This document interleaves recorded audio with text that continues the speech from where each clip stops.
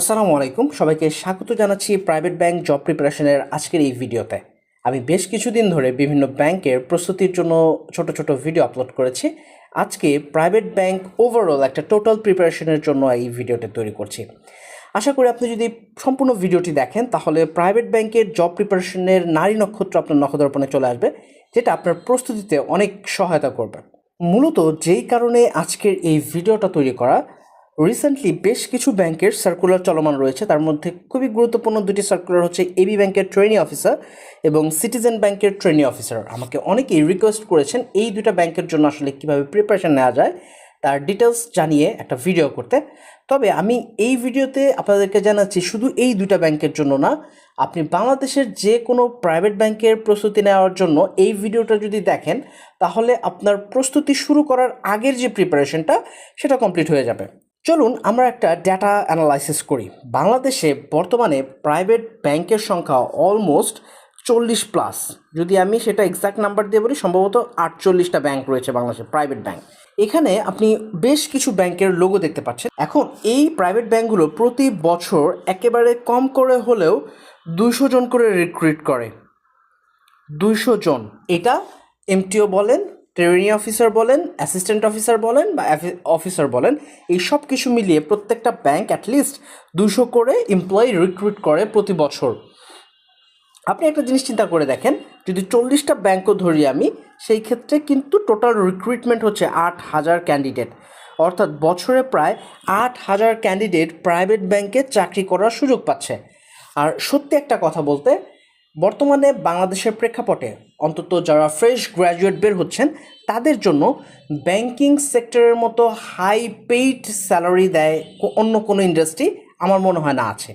অনেকগুলো private bank হওয়াতে আমাদের কিন্তু এই সার্কুলার ক্রিয়েশন করাটা খুব ইজি হয়েছে। সো প্রাইভেট ব্যাংকের প্রিপারেশন আপনাদের জন্য একটা গুরুত্বপূর্ণ প্রিপারেশন হতে পারে। এরপর আসুন, প্রাইভেট ব্যাংকের প্রিপারেশনকে আমরা মোটা দাগে দুইটা ভাগে ভাগ করে ফেলতে পারি। প্রাইভেট ব্যাংকে সাধারণত পার্মানেন্ট পোস্টগুলোতে 2 রকমের রিক্রুটমেন্ট হয়। একটা হয় টিও এও অফিসার অথবা ইকুইভ্যালেন্ট পোস্ট, অর্থাৎ টিও এও officer, trainee officer, assistant officer বা অফিসার, এই লেভেলে একটা পজিশনের একটা পরীক্ষা হয়। এবং পিও অথবা এমটিও অর্থাৎ প্রবেশনারি অফিসার এবং ম্যানেজমেন্ট ট্রেনি অফিসার অথবা এর ইকুইভ্যালেন্ট, এক এক ব্যাংকে এক এক নামে ডাকে। ফিউচার লিডার বলে কেউ, ইয়াং লিডার বলে কেউ, কেউ এমটিও বলে, কেউ পিও বলে, এরকম। তো আপনারা এই মোটা দাগে এই প্রাইভেট ব্যাংকের প্রিপারেশনকে এই দুইটা ভাগে ভাগ করে ফেলা যায়। দুইটার প্রিপারেশন মানে কাছাকাছি লেভেলের, একেবারেই কাছাকাছি লেভেলের যদি আমি তুলনামূলক বিবেচনা করি, তবে দুইটার ডিফিকাল্টি লেভেলটা একটু ডিফারেন্ট। আপনি যদি প্রথম ক্যাটাগরির কথা চিন্তা করেন, এইটার ডিফিকাল্টি লেভেলের তুলনায় দ্বিতীয়টার ডিফিকাল্টি লেভেলটা একটু বেশি। তার কারণ দ্বিতীয়টাতে অনেক টপ টায়ারের যে স্টুডেন্টরা তারাও কিন্তু এইখানে কম্পিটিটর হয়, এখানে পরীক্ষা দিতে আসে। আপনি সো কম্পারেটিভ তুলনা করলে এই দুইটার মধ্যে এই ক্যাটাগরিতে চাকরি পাওয়াটা একটু ইজি এবং খুব সহজে পাওয়া যায়। কিন্তু এইটা এবং এইটার মধ্যে অবশ্যই ডিফারেন্স আছে, ডেভিয়েশন রয়েছে। সেই ডেভিয়েশনগুলো নিয়েও আমরা একটু পরে আলোচনা করব। এবং এই দুইটার প্রিপারেশন কিভাবে নেওয়া যায়, কম্বাইন কিভাবে প্রিপারেশন নেওয়া যায়, যেহেতু প্রিপারেশন আমি প্রথমে বলেছি যে খুব কাছাকাছি, খুব বেশি পার্থক্য নাই, তো সেই ক্ষেত্রে দুইটার প্রিপারেশন কম্বাইন করে নিলে আপনার জন্য সুবিধা হবে। দেখুন, এইখানে আমি বেশ কয়েকটা ব্যাংকের হায়ারকি উল্লেখ করেছি। এইটার একটাই কারণ, সেটা হচ্ছে আপনাদের যে দুইটা ক্যাটাগরি আমি ওখানে মেনশন করেছি, এই দুইটা ক্যাটাগরির ভাগটা বোঝানোর জন্য। যে আসলে আপনি প্রথমেই দেখেন এবি ব্যাংকের যেহেতু সার্কুলারও চলতেছে, এবি ব্যাংকের একটা লিস্ট আছে কিন্তু এখানে অফিসার থেকে senior officer, principal officer, SPO, AVP, SAVP, VP, SVP, এইভাবে আস্তে আস্তে এমডি পর্যায়ে চলে আসতেছে। এখানে আপনাদেরকে একটা ইনফরমেশন দিয়ে রাখি, ব্যাংকের সাধারণত সব প্রাইভেট ব্যাংকে একরকম না, তবে ম্যাক্সিমাম ক্ষেত্রে এভিপি থেকে এক্সিকিউটিভ লেভেলটা শুরু হয়। এভিপি হচ্ছে এক্সিকিউটিভ লেভেলটা শুরু হয়, এর আগে কিন্তু এরা নন এক্সিকিউটিভ। এক্সিকিউটিভ লেভেল বলতে কী বোঝানো হচ্ছে, তার মানে তারা ব্যাংক থেকে কিছু অতিরিক্ত সুবিধা ভোগ করে, যেমন গাড়ি ফ্যাসিলিটিস পায়, ড্রাইভারের বিল, গাড়ির জ্বালানি খরচ বা অন্যান্য যে মেইনটেনেন্স যে খরচগুলো আছে সেই খরচগুলো পায়, বা আরও কিছু অ্যাডিশনাল বেনিফিট কিন্তু এভিপি এবং অ্যাবভ লেভেল থেকে পাওয়া শুরু করেন। সো আপনি দেখেন, যদি আপনি এবি ব্যাংকে ট্রেনি অফিসারে জয়েন করেন, 1 বছর পর কনফার্মেশন হয়ে আপনি কী হবেন, অফিসার হবেন। এরপর senior officer, principal officer, SPO, AVP, এইভাবে চলতে থাকবে। দেখুন, আমরা যদি ঢাকা ব্যাংকের দিকে একটু দেখি, ঢাকা ব্যাংকে ট্রেনি অ্যাসিস্ট্যান্ট অফিসারের পরে জুনিয়র অফিসার, এরপর সিনিয়র অফিসার।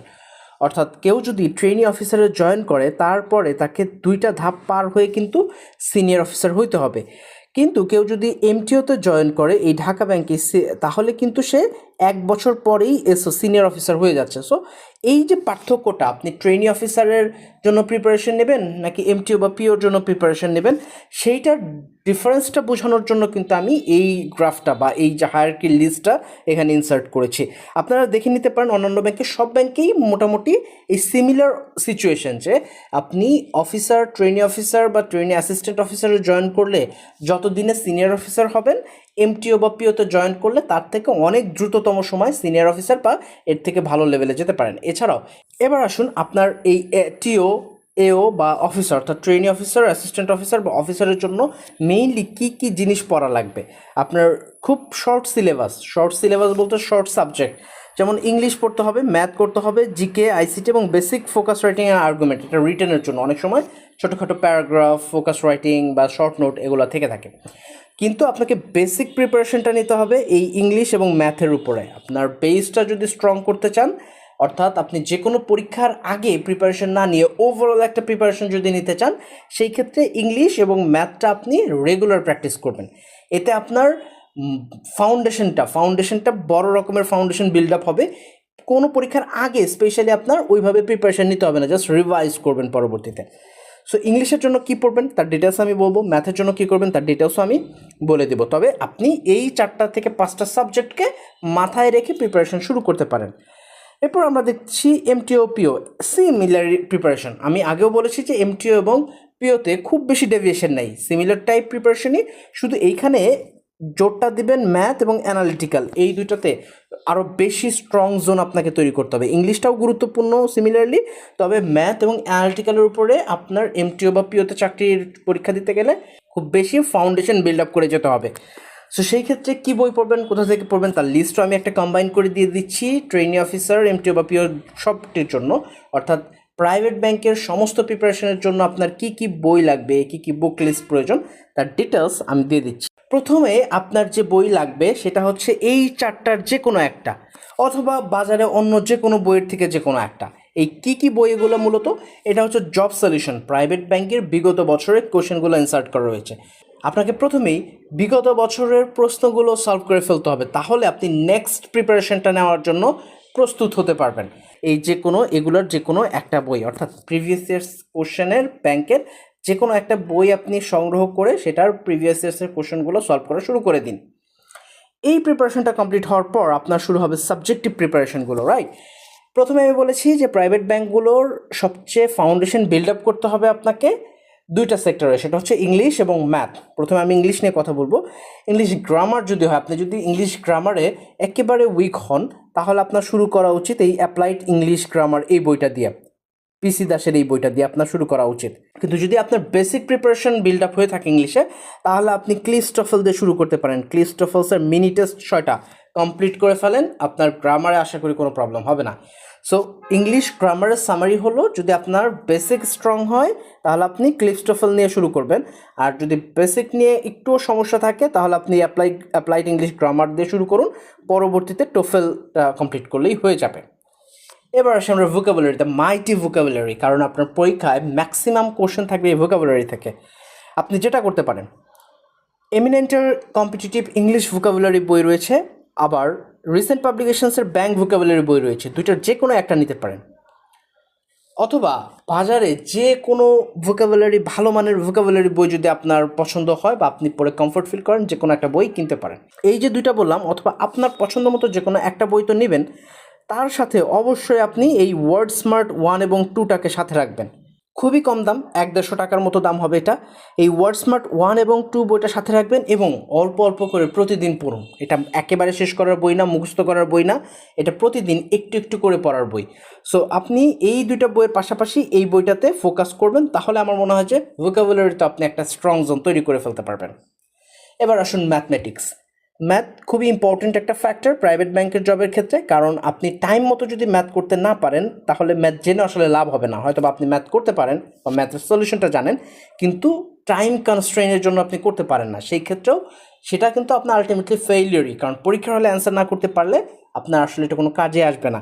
তো সেই ক্ষেত্রে ম্যাথ হ্যান্ডবুক রয়েছে আইবিএর, এটা আইবিএর জন্য ডিজাইন করা মেন্টরসের, কিন্তু আপনি এই বইটাই পড়বেন ম্যাথের জন্য, বেসিকটা স্ট্রং হয়ে যাবে এবং আপনার ম্যাথ করতে ইজি হবে, যেহেতু ইংলিশ ভার্সনে ম্যাথগুলো দেওয়া থাকে আর আপনার পরীক্ষা তো ইংলিশ ভার্সনে আসবে, সো আপনি এটা ম্যাচ করে খুব ইজিলি অ্যান্সার করতে পারবেন।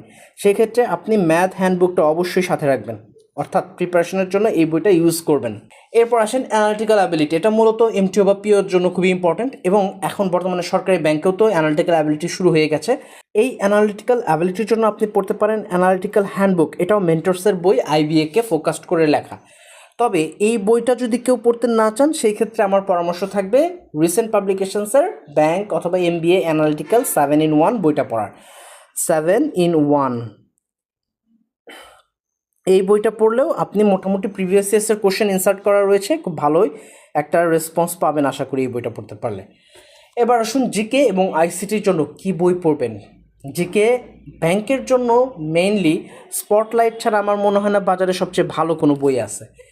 জিকের রিটেন, এমসিকিউ এবং অন্য যে কোনো ICT, science related, bank related যে কোনো এই ধরনের টপিকগুলোর জন্য আমার মনে হয় যে স্পটলাইট বইটা সব থেকে বেস্ট। যদিও বইটা একটু বড়, কিন্তু আপনি যদি বেছে বেছে পড়তে পারেন, সিলেক্টিভ ওয়েতে পড়তে পারেন, তাহলে এই বইটা আপনার জন্য অনেক দারুণ একটা উপকার দিতে পারে, অর্থাৎ পরীক্ষার জন্য ভালো একটা প্রস্তুতি তৈরি করতে পারবেন। সো আমার মনে হয় যে এই বইগুলোর বাইরে আসলে বই কিনে সময় নষ্ট করার কোনোই দরকার নাই। যারা প্রাইভেট ব্যাংককে ডেডিকেটেড করেই প্রিপারেশন নিচ্ছেন তাদের জন্য আমার মনে হয় এই কটা বই আনাফ, এবং এই বইগুলো পড়া কমপ্লিট করতে পারলে বা পড়লে আমার মনে হয় গভর্নমেন্ট অনেকগুলো জবের জন্য আপনার প্রিপারেশন অলমোস্ট কমপ্লিট হয়ে যাবে।